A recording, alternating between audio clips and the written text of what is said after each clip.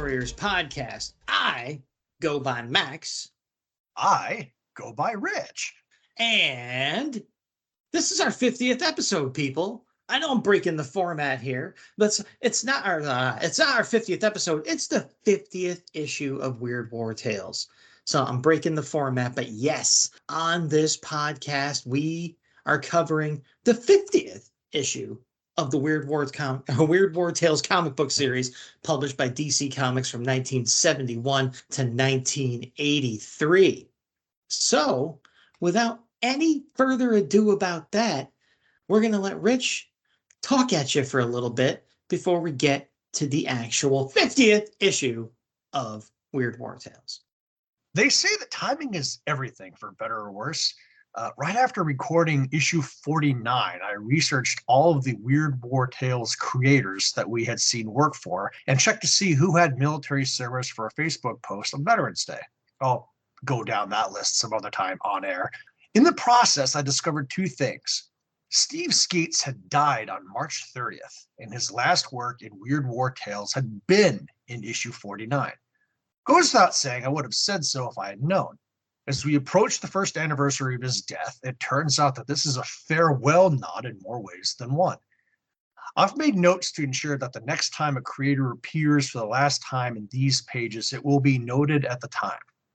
So I'm going to take this time on issue 50 to formally bid adieu to all creators that we have seen for the last time. Some have already been noted, some are legends, some are one and dones, but I'm not here to play favorites. So thank you, Steve Skeates, and thank you, in no particular order, Bill Finger, Noli Penelligan, Mike Vosberg, Vic Geronimo, Ruben Sosa, Russell Carley, Will Franz, Buddy Gurnale, Steve Harper, Bernard Bailey, Michael Pawlowski, Paul Kirchner, Frank Thorne, Mort Meskin, Mort Drucker, Neil Adams, Tony DeZuniga, Marv Wolfman, John Albano, Alex Toth, Raymond Marias, Gene Colan, Dave Wood, Sam Glanzman, Bill Woolfolk, Jerry DeFuccio, David Byrne Reed, Michael Kaluta, Don Perlin, Ed Herron, Reed Crandall, Irv Novick, Hank Chapman, Mike Esposito, Nick Cardy, Norman Maurer, Frank Robbins, and Sheldon Mayer. It was a pleasure having you all. And that means, if you've been paying attention, that we've not seen the last of such icons as Dick Ayers, Jerry Grandinetti, Steve Ditko, Russ Heath, and many others. Spoiler! Intel report. In honor of WWT 50, we're going to make some more show history on the Intel report. Up until now, I've never done a single issue one-shot here because I figured I might want to save them for a future special mission. This still holds true, but I also recognize that I'm going to start running out of material to put here at some point otherwise. And with that, Ragman number 3, from an 8-issue miniseries published by DC between October 1991 and May 1992. Script by Keith Giffen, rest in peace, hallowed be thy name, and Robert Loren Fleming, both of Ambush Bug fame, all hail, whoop whoop. Pencils also by Keith Giffen, as are pencils and inks by Pat Broderick. It is Warsaw, 1941. The people call for a hero to save them, and the first Ragman enters the battle, an evil he cannot defeat. The mini takes place in Gotham City, so you know Bats is going to show up. Amusing fast sidetrack, Ragman was created by Robert Conagher and Joe Kubert in 1976 as an Irish American, but Giffen and co. retconned the character to be Jewish, which you'd think K&K would have done originally. I only started collecting this character a couple years ago. Next time I go to a con and see Broderick, a Ragman sketch might be in order. But he doesn't get many of those. Cover detail. Pencils by Ernie Chan. Inks by Vince Coletta. 30 cents. Weird War Tales is red on a purple sky. Stepping through the violet mist, a skeletal German in a greatcoat prepares to ram a spear into the back of a Thompson-carrying U.S. Staff Sergeant. The American is crouched and spinning towards the German so fast his helmet has flown off, and he's dropped the weapon. The skeleton bellows, "Turn, GI! See how useless your weapon is against the ancient spear of death." Cover date, January, February 1977. Date of release, October 19th, 1976. No Killjoy. Go to the CNC because I know you like me talking so much. While I like the GI's body language and the accuracy of the gear, I'm not sold overall on this cover. It took me a while for me to figure it out. And I think it's the purples of the background and the mist. It dilutes the effect of a war cover. Black here probably would have been awesome. The skeleton seems stiff and unmoving as well. Gotta give this one a thumbs down. Spoiler for the story, though, if you make the GI a sergeant as compared to a staff sergeant, this scene happens in the story. Second spoiler, inside it's called the Spear of Destiny, not the Spear of Death. Pick a tagline and stick with it. Dang it. Consistency in comic books? How dare you? Now, one thing that just dawned on me as you were reading that part of the script, and it adds a little, adds a little finish, so to speak, to my comments, is that Vince Colletta inked the cover, and I've usually defended Vinny Colletta, especially on this show.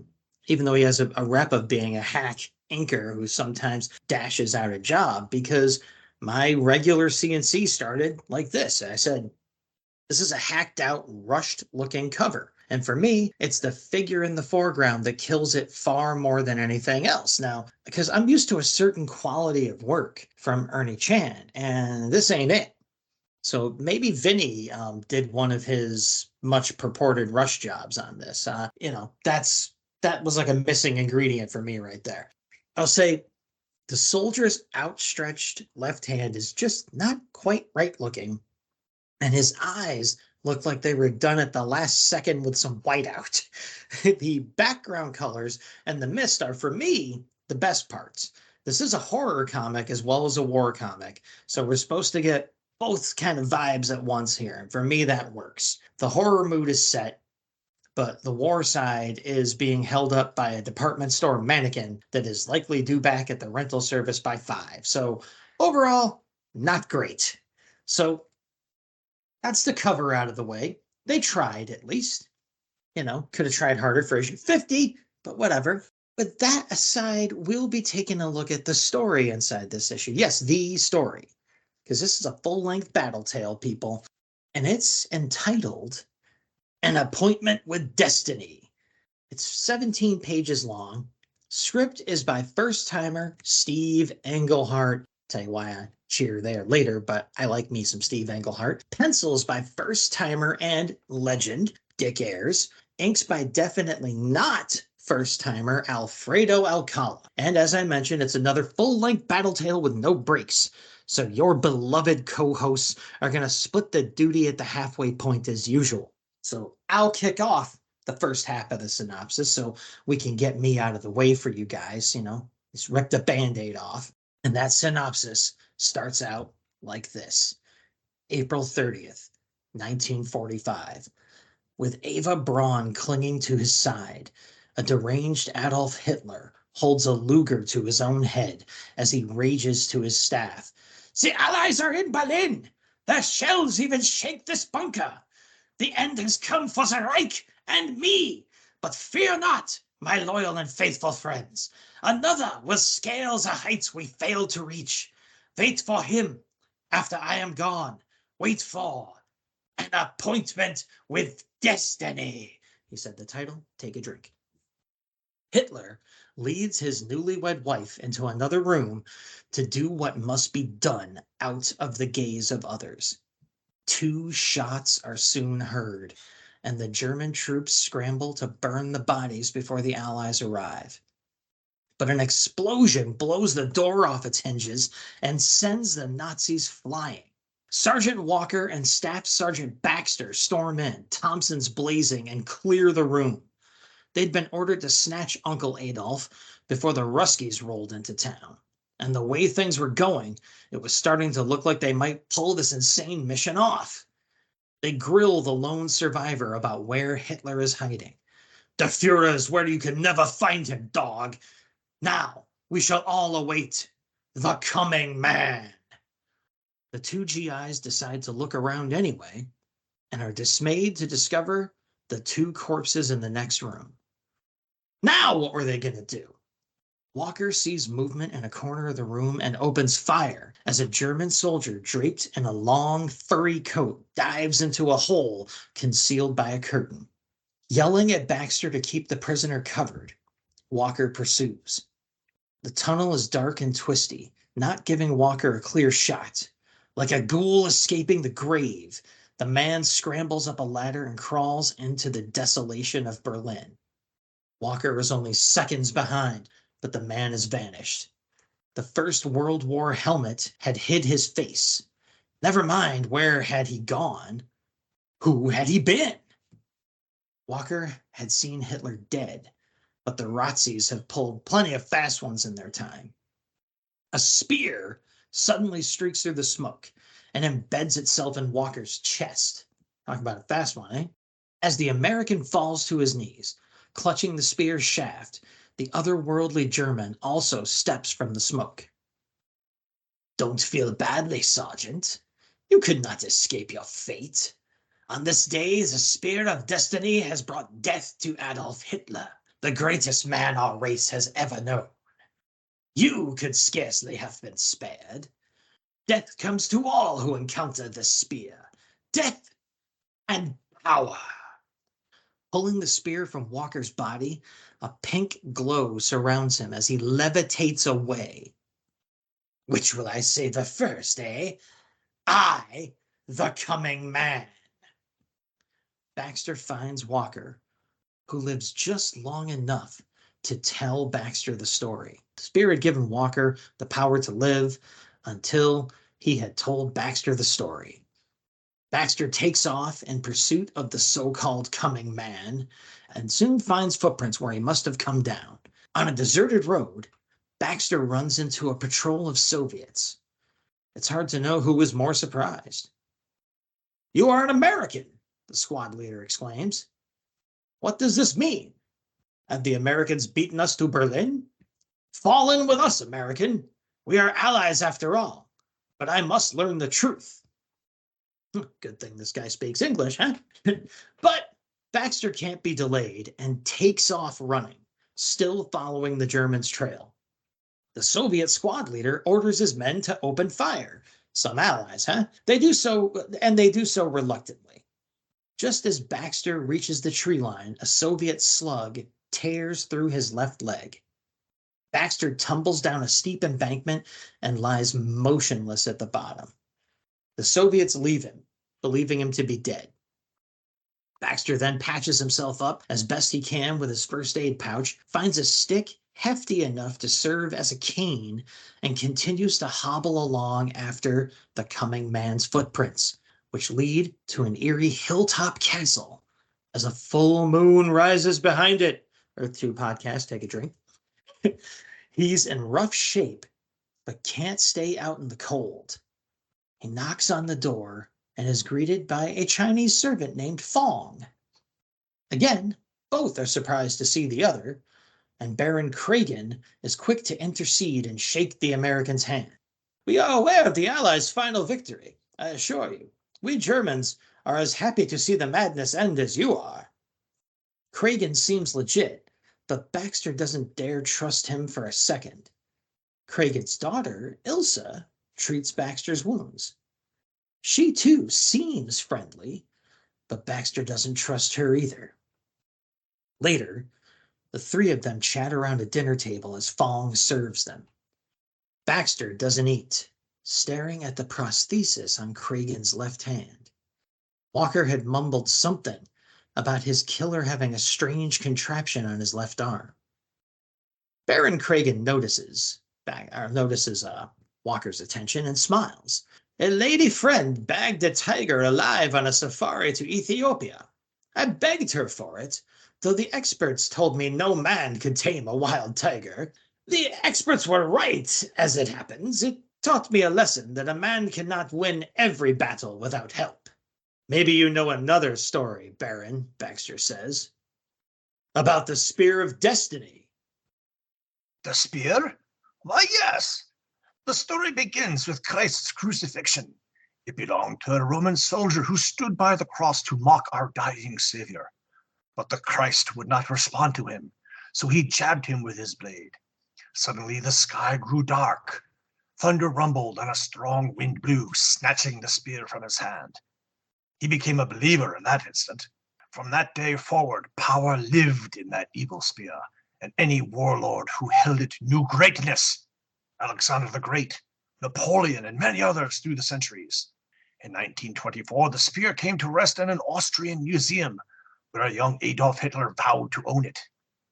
Cragen shrugs. Of course, it is merely a legend. I merely repeat what I have been told. And who told it to you? I find your tone insulting. Perhaps I was wrong about you. Perhaps you are simply a brash American fool, and not, as I suspected, a scout for an entire American force. Without warning, Baxter feels dizzy.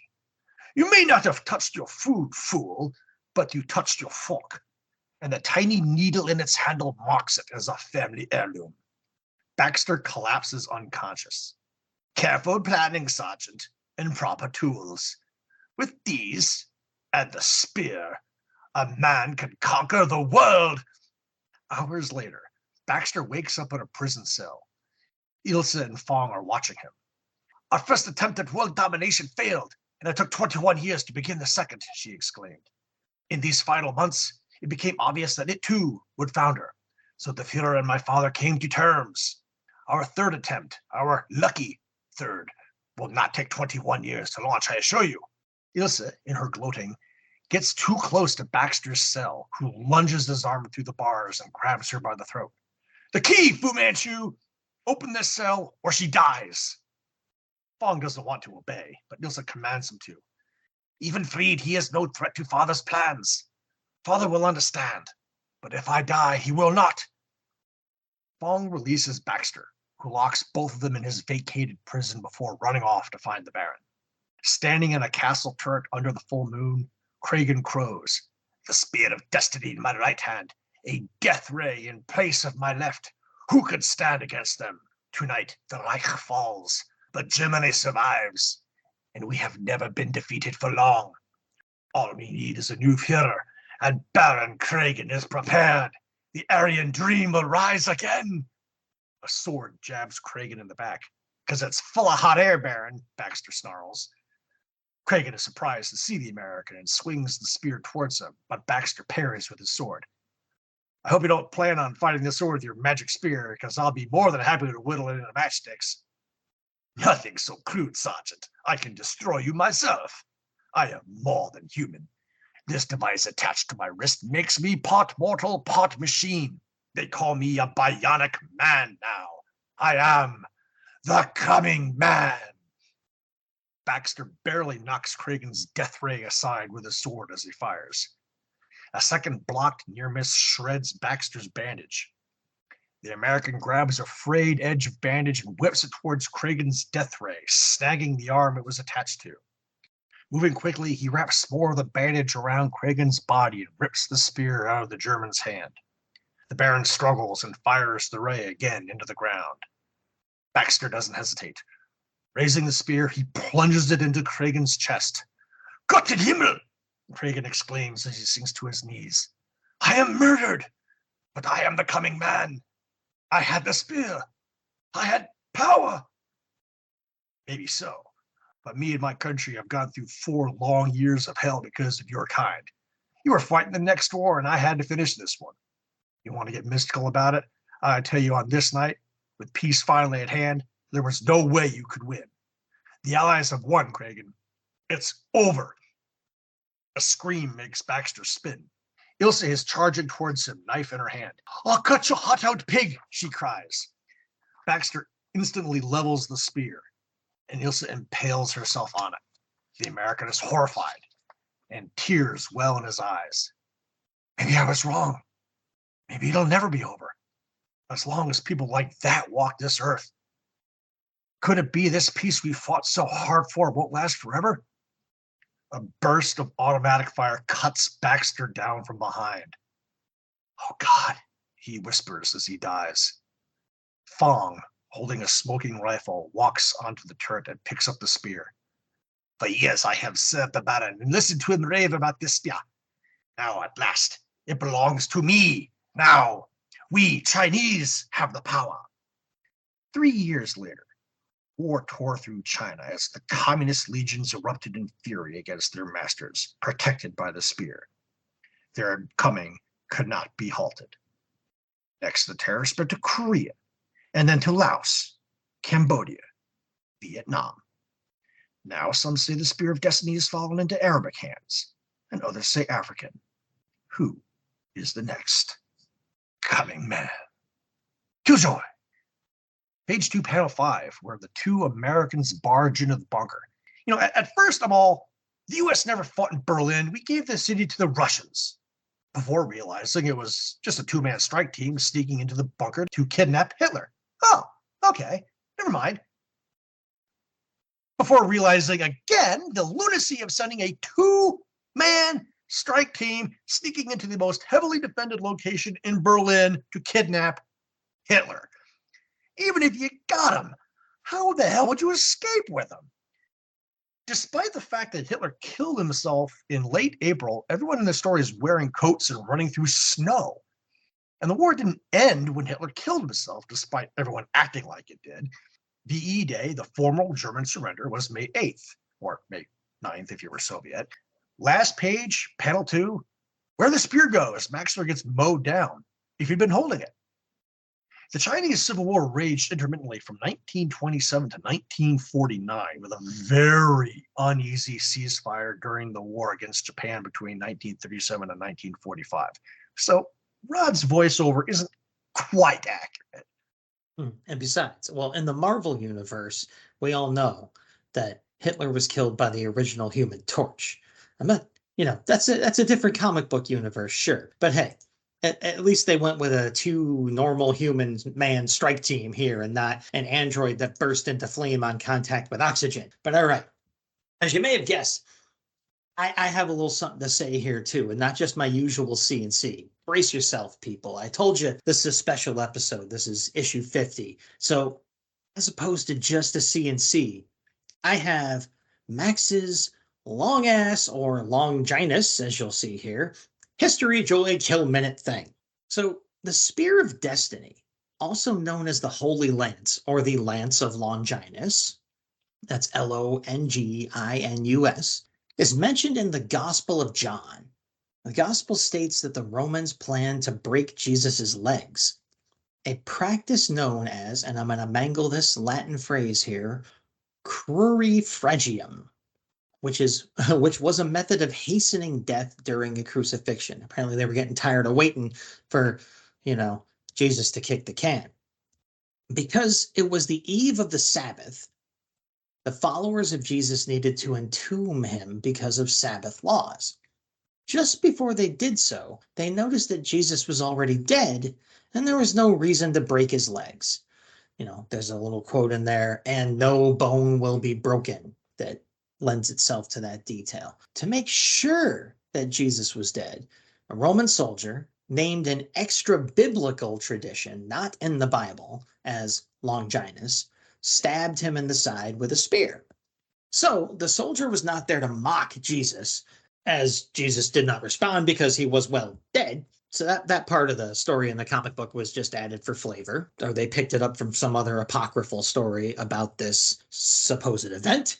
The name of the soldier who pierced Christ's side with a lance or lance is not given in the Gospel of John, as I said, but the oldest known reference to the legend is in the apocryphal Gospel of Nicodemus. At least 4 major relics are claimed to be the Holy Lance out here in the real world, or parts of it.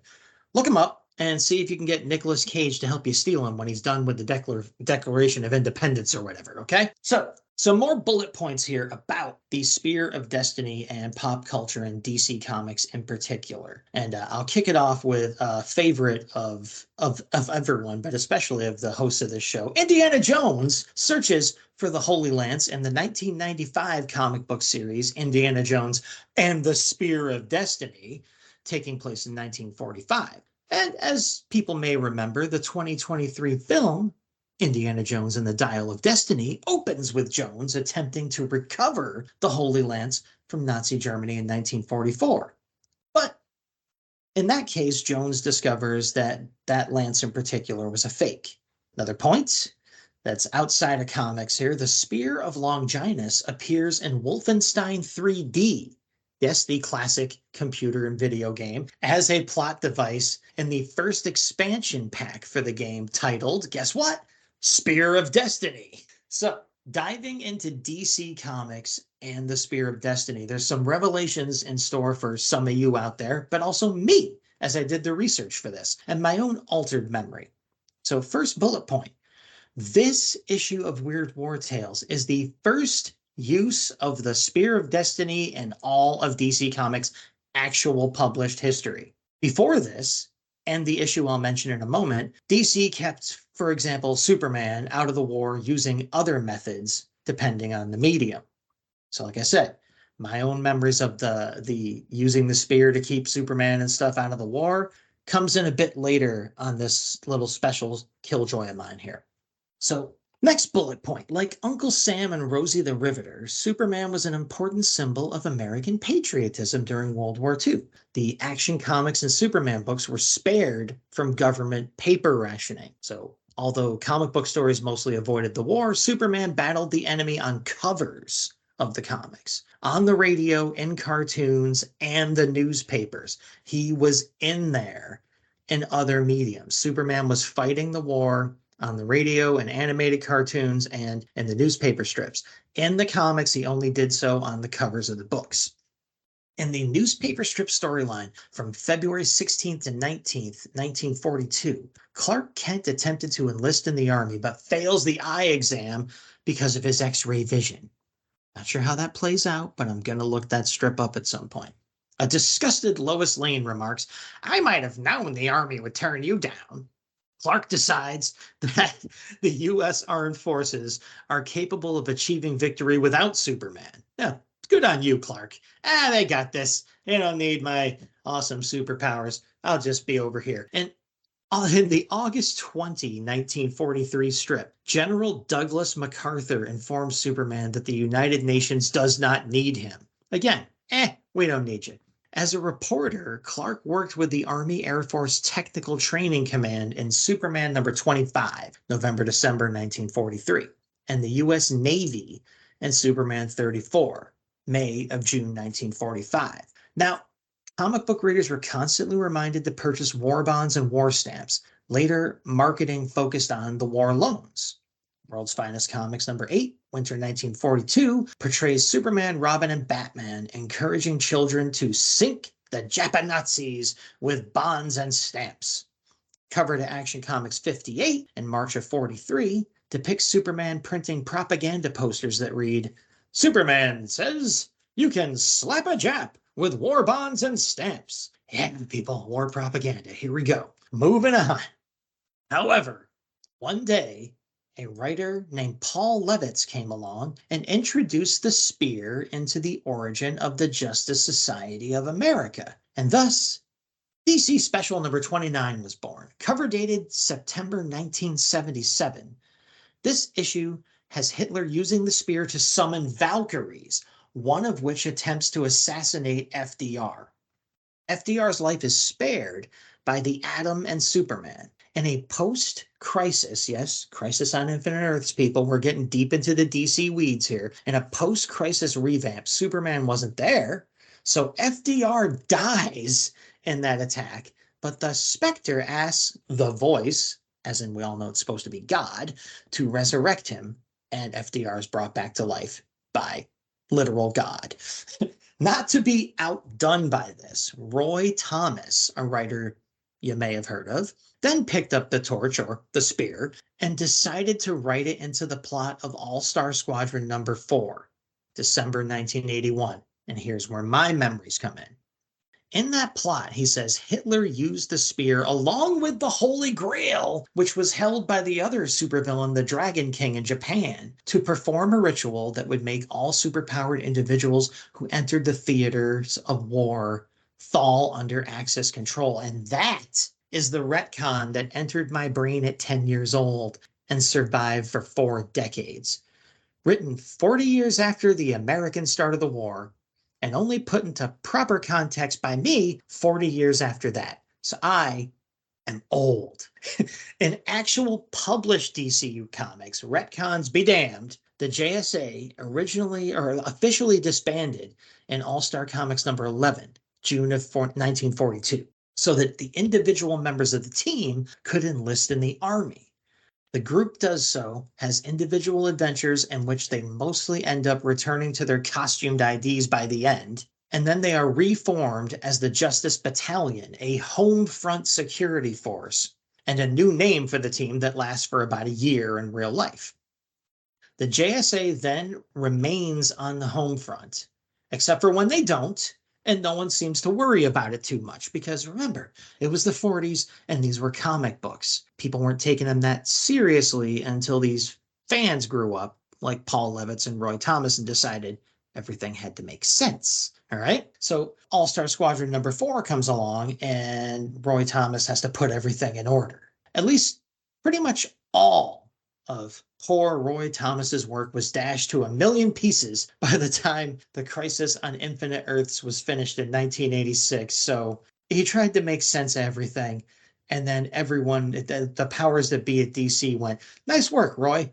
I hope nothing happens to it.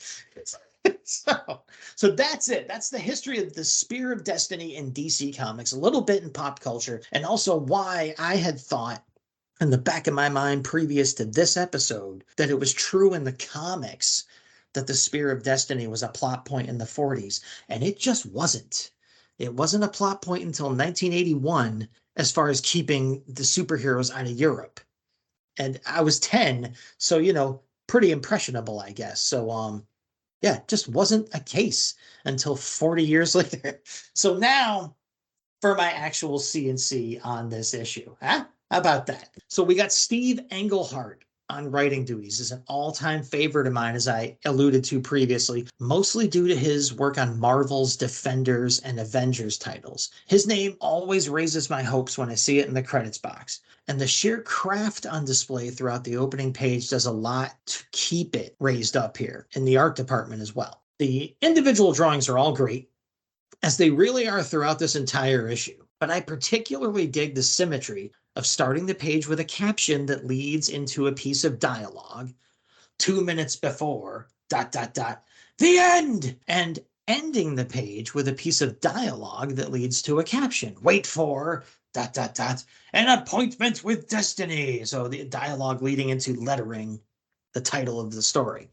Plus, we start out this story with Hitler holding a gun to his own head. All right. On page 2, the sheer momentum of the action keeps rolling as the Allied soldiers burst in. Page 2, how you doing? I'll defer to Rich on page 2, panel 2, as to whether is it $2 a month pay statement or was it 21? 21. Oh, okay. In my copy, it looked like 2. So I was like, what? But as to whether there was like that slash or something. Yeah. It's probably kind of blended in. Yeah. Yeah. So was that accurate when they said about how much they were getting paid, or do you know?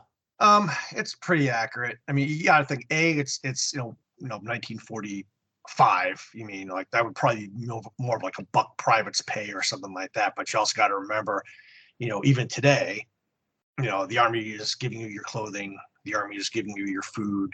The Army is giving you all the crap that you would be paying for yourself in this day and age. So there's the party that's like, man, you're not getting paid crap. But then there's the other party that's like, yeah, but the military is giving you all of this that you don't have to pay for. So it kind of generally balances out.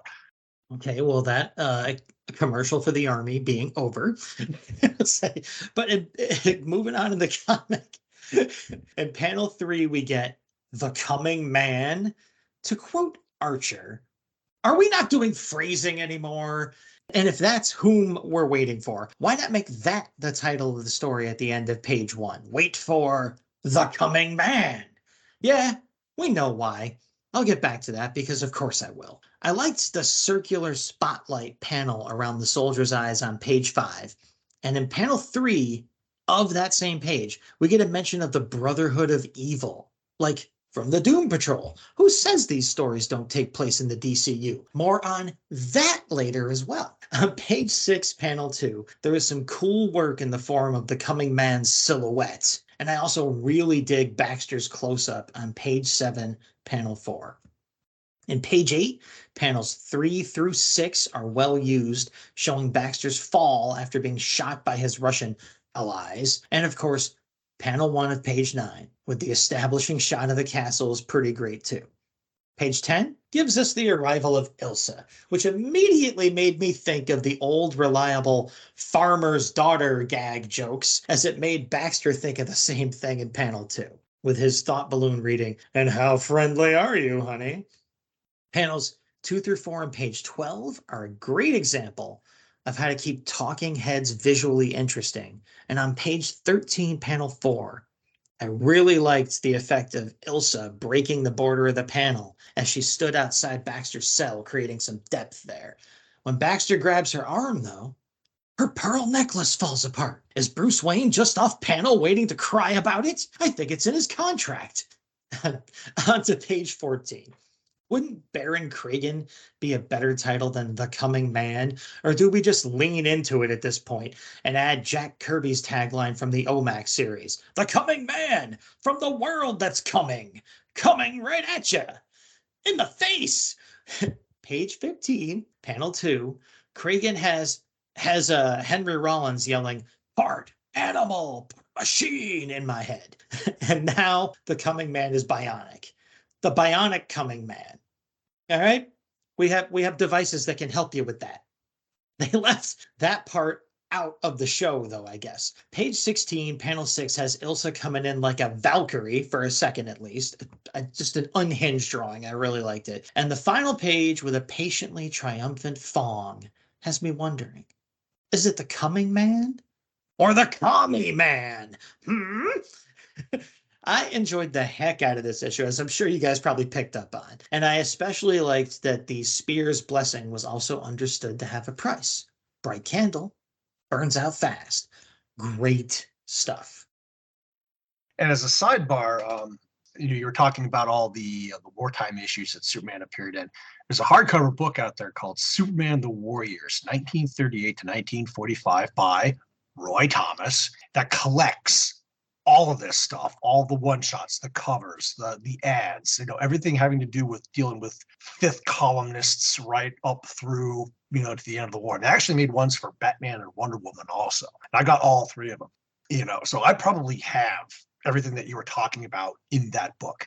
And yet, spoiler, we are going to have to do something with like a wartime Superman, Batman, and Wonder Woman at some point on this show, because those stories are just over the moon nuts. Obviously, it's going to have to happen at some point. It just is. So, and even if I don't have the issues or those collections on hand, I'm pretty sure a lot of those, if not all, the Golden Age stories are on the DC app that I'm a member of. So we got that covered, I'm pretty sure. Okay, so welcome to the show, Dick Ayers. As has been mentioned before, I met Dick at New York Comic Con once and got him to sign a half dozen DC war books. No weird war, though. If only I knew, I certainly would have. Page 1, panel 3. The insanity of the screaming Hitler as he's about to blow his head off as Ava clings to him is amazing. The only thing missing from that panel are flecks of flying spittle as he rages. Miscolored swastika armbands notwithstanding in the panel above it. Page 3, panel 1. Are the Germans throwing their helmets and weapons at the GIs? The Comics Code Authority, when dropped helmets and guns are the only way to show people were getting killed in war books. Cragen sports a monocle because he's the bad guy, and of course he does. This story reminds me a bit of Light Brigade. Go look at the intel report, which I would also love to do a special mission for if it gets voted on. The 2/3 of a page Spear origin in page 11 was well done. And I was all on board with the story until it was revealed Cragen had a death ray in lieu of a hand. I'm sorry, when did this become a Marvel book? Is he a Baron von Strucker knockoff? Where's Sergeant Fury? Damn you, Englehart. The sword versus laser ray fight was pure Marvel madness. Bionic Man? Okay.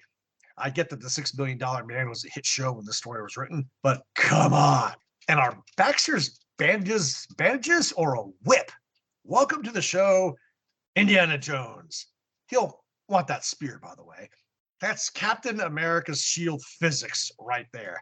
Page 15, panels 3 and 4. The wheels completely fell off the last couple of pages, but despite that, the ending leaves you with a bit of a question mark, even close to 50 years after it was written. Who is the next coming man? Look at all the hot spots around the world. You could certainly still make the case for China. What about the next 50 years?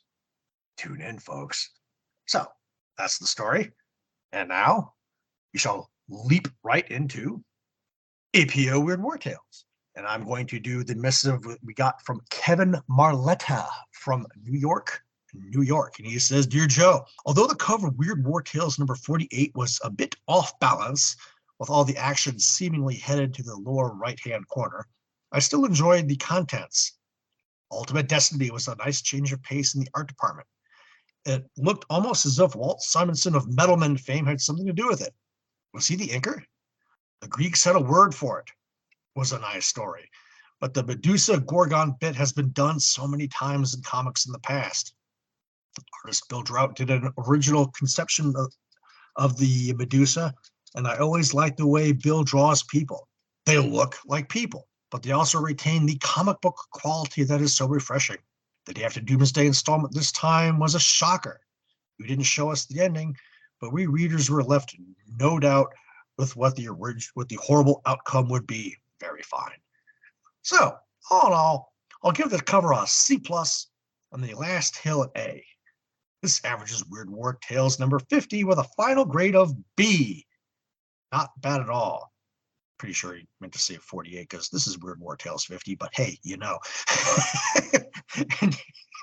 and Joe responds with, It's good to know we made the grade, Kevin. And it was Ruben Sosa, not Walt Simonson, who did the art on our lead feature, The Ultimate Destiny. Yeah, I liked issue 48, although I didn't really have very many things to bitch about on that one.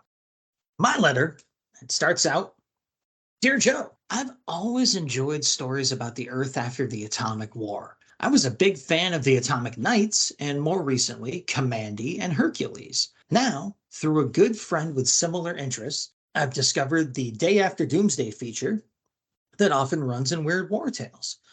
I enjoyed the one by Steve Skeets and Buddy Gurnall in your September-October issue concerning the carnivorous monkeys. Yes, we like that one too. However, this brings up a question. Are the Doomsday stories in this feature in any way connected to the future worlds of Kamandi, Hercules, and the Atomic Knights? If so, why weren't the monkeys intelligent in that story? And this letter comes from Bob Newberg of Enfield, Connecticut. All right. Joe's response is, probably with a sigh here, to answer in a word, no. The futures in the Day After Doomsday feature do not connect with Kamandi or any other of our possible futures. But, and this is a very important but, it is possible in upcoming issues that such stories will connect with certain other features, since news story editor Jack C. Harris feels Kamandi deserves all the space in his own magazine. The feature, Tales of the Great Disaster, was shelved, even though some other stories in that series had been written and drawn. Editorial coordinator Paul Levitz thought that these stories were good enough to appear in another place, so they might very well turn up here as the Day After Doomsday featurettes. If they do, then they would indeed connect up with the Kamandi legend. If you're interested in finding out how the three features you mentioned do link up, send for a copy of our fanzine, The Amazing World of DC Comics number 12, our science fiction special that features a chapter of The Guide to Confusing Continuity on the various Earth After Disaster legends.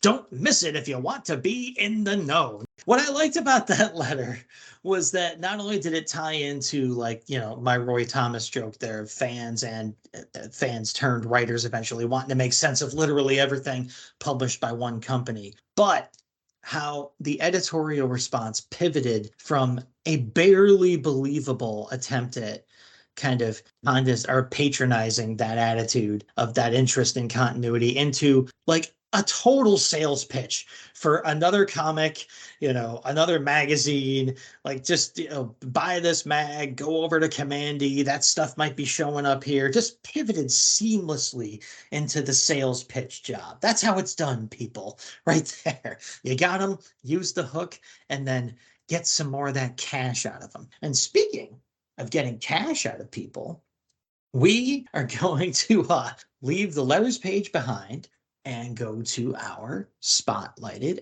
ads for this one. Oh, okay. Before we do that, I want to. We'll just start over from there. So okay. You can just chime in, and I'll start over with the ads. So going back to what you were saying about Commandy and everything else like that. Yeah, they didn't wait very long.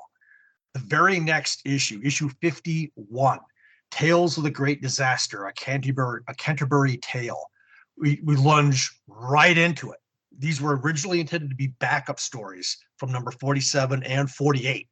So tune in, folks. We'll see you next week. So no time wasted at all by the powers that be at DC. So yeah, right there. So he wasn't being as disingenuous as I first assumed. He was talking business the whole time. So right on. All right. And speaking of talking business, we're going to move on from the letters page to our personal spotlighted ads for the issue. And I'll kick it off with the free Daily Planet insert, which is a one-page ad in this book disguised as a page from the Daily Planet, the newspaper that Clark Kent works at, even though in the 70s, I think he was working at the television station, but whatever. No one remembers that part. All right, so I'm going to skim over this ad, but basically it's like a news page for DC Comics, right? And we have features for Zatanna and Abracadabra starring in a magic special. And let me see here. Yeah, so we have that up top covering the magic part of things. But more in particular, what makes it interesting to this podcast is we have the article right under the Zatanna and Abracadabra special. Abracadabra being a Flash enemy, by the way, guys, in case you've completely forgotten about him. We have underneath that an ad that says, Blitzkrieg Brain is back! Europe, World War II, the Blitzkrieg Brain.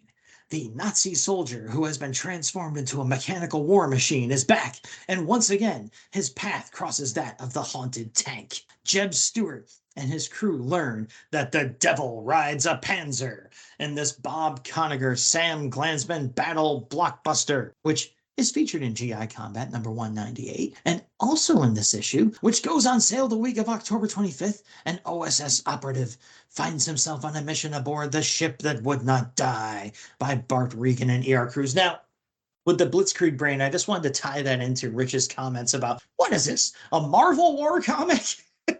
This guy is a cyborg, a Nazi cyborg going literal hand to tread with the haunted tank in the little caption piece of art above the article. He looks like Destro, man. He looks like Destro.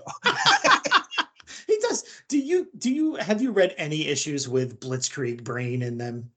Dude, I own them all again, but I don't remember. I mean, talk about the Marvel Age of War comics coming to DC. I'm like, even I'm reading that going, what? It's just, I couldn't let that ad pass without reading about that. But also keeping it into in theme with this podcast and some others, we have mention of the freedom fighters in Rutland, Vermont for the Halloween parade in Rutland, Vermont. A current podcast crossover series is happening covering that right now. We have The Unexpected, right? Is solicited here. It's a trio of unexpected adventures. Reward for the wicked. Death is dangerous to your health, and death is the surprise. So, a death-themed issue of Unexpected. How strange. And we also have Young Love number 123 solicited here.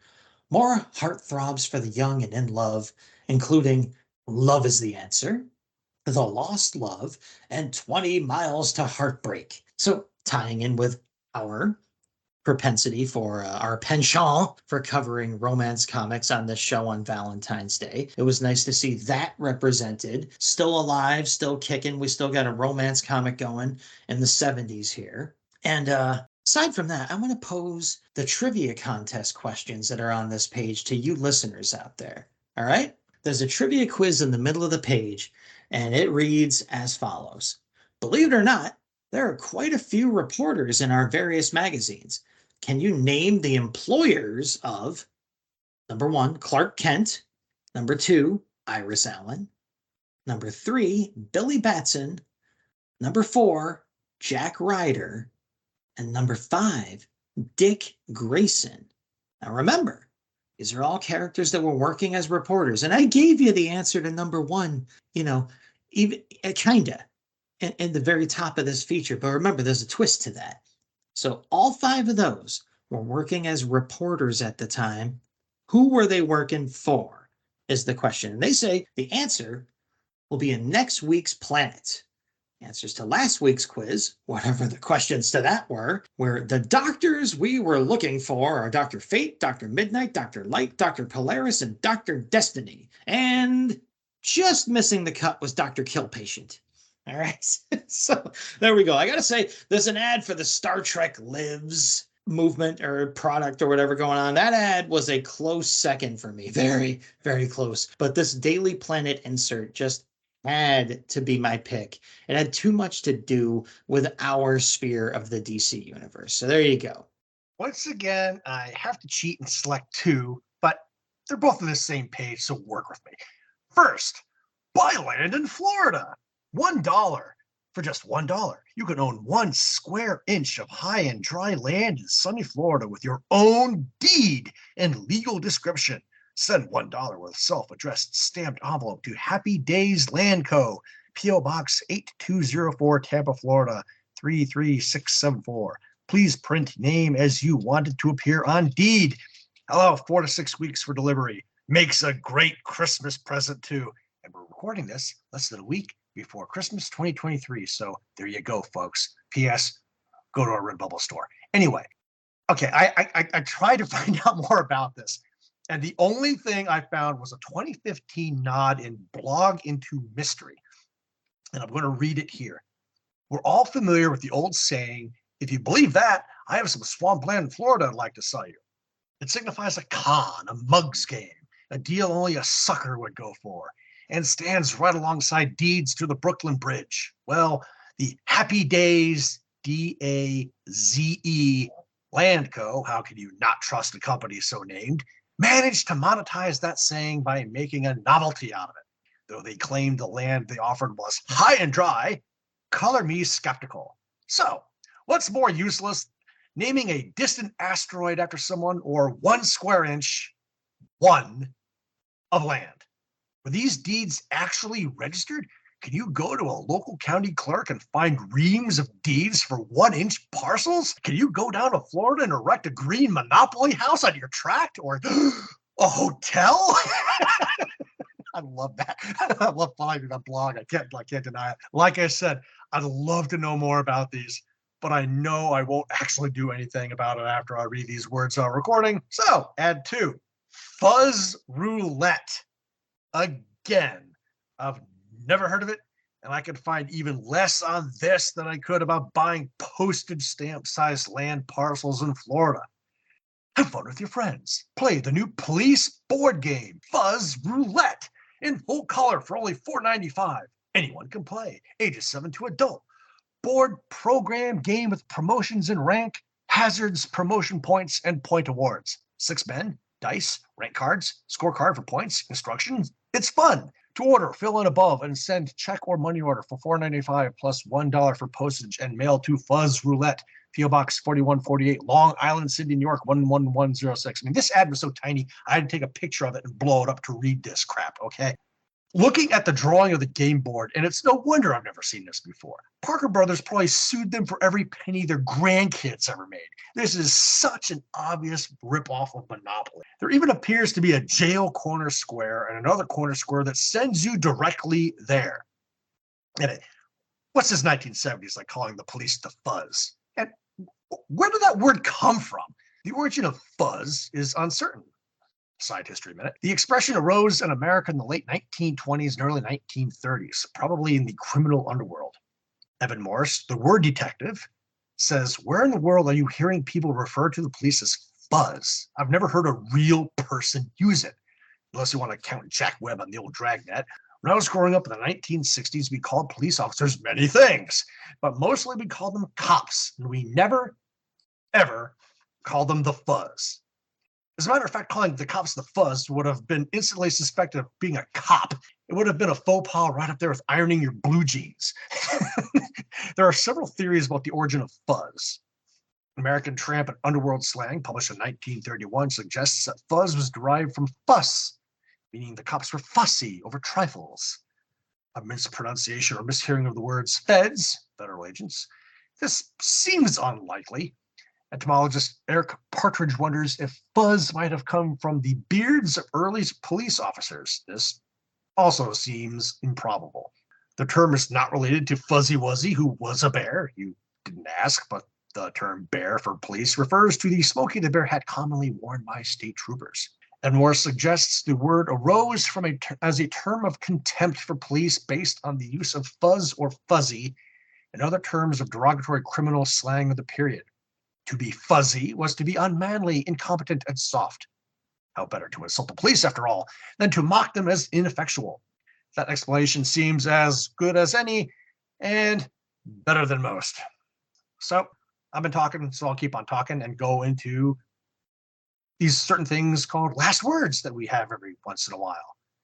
Happy leap year, everyone! You all know that if we'd initially tried to drop issue 50 on February 29th back in the day, we'd have failed miserably. But it's better to be lucky sometimes than good. All the special missions, summertime slowdowns, etc., lined us up naturally on the 28th. And there was just no way we would tweak the schedule for a little bit of fun. Now, for the book itself, because I'm committed, perhaps because I should be. I worked on the script while in Ohio over the Thanksgiving holiday. West Coast, East Coast, I can't be stopped, people. I love this show. The bad thing about full-length Battle Tales is that quite often the stories C and C and the last words are identical. Only so much damage ads in the letter page can do after all, but fine. Despite the fact I think the title changed publishers at the 3/4 mark, I still give this book a thumbs up. At some point, you just got to embrace the lunacy. Dick Ayers certainly lived up to expectations, especially when teamed up with Alcala. Toss in quirky ads on a respectable letters page, and fine, it was weird at the very least. Yeah, it was. The sudden addition of the death ray was admittedly dumb and completely ineffective, but that rolled right off my back. Like Baxter's sword and Kragan's back on page 14. You had him, dude. What the heck? In the face of everything else I liked about this issue, fun, fast-paced writing, great art, cool page and panel layouts, great ads. I mean, what else do you need? Oh yeah, a host. This issue had no skeletal host at all. And I barely noticed. So you know I was having a good time. So that's it, people. That's the issue. That's the ads. That's the last words. We're going to do a little scuttlebutt here and wrap up odds and ends of business before ending this this spotlight on the 50th issue, this very special episode. So Rich, hit him with the scuttlebutt. We've got another 5-star review. And actually, based on the date it was posted, it may have been our first 5-star review. The problem with so many podcast services out there is that it's all too easy for these to be missed. On December 6, 2021, about the time of episode 16, Stormdog138 posted on Podcast Addict. I love this show. I love this comic as a kid. I just picked up the DC Showcase Presents, which has the first 22 issues in one omnibus. I took a chance and searched and found your show. I find it insightful and a great discussion on Weird War Tales. Please stay with it. Can't wait until you get to the Creature Commandos. I know that will be a while. Awesome show. It's like I'm having a discussion with you. So, like I said, for the record, I did not find this post until literally 2 years later. So I apologize for the late nod, Stormdog 138. Thanks for the kind word. And I hope you're still listening. Talk about twisting the knife in me with the please stay with the show, please don't quit. Blah, blah, blah. All right, people. So you may have noticed I'm changing up the end of the episode a little bit here. There's normally a part called the Dead Letter Office. That's more or less gone as of this episode. Like I said, we're gonna call this the Scuttlebutt, where we do some wrapping up at the end here. And as far as like, what are we going to do about social media? You guys know who you are. You know you're liking the stuff. That's fine. And we appreciate it and all that. As for what about the Gmail? Well, I'm so bad at responding to the stuff and keeping track of it that I figure we have a Facebook page run by our very friendly and dedicated person named Rich, who is not me. And also, when you send messages to the Facebook page, even I get a notification on my phone right away. So send messages to our Facebook page. It'll be a lot more efficient than writing to the Gmail, and you can just talk back and forth right there, and it'll save time at the end of the show, me remembering to bring up and read all the Gmails. And for now, at least, we'll remind you, as Rich did earlier in the Scuttlebutt part of the show here, that we have a little store on redbubble.com. If you like the show enough to want its awesome logo that was drawn and designed by Bill Walko of the Hero Business, you can get that kick-ass logo plastered onto any piece of merchandise you can find at redbubble.com. Just search for the Weird Warriors podcast over there, and you'll see the possibilities unfolding. Not only that, you'll get something from Rich, won't you, Rich? Indeed.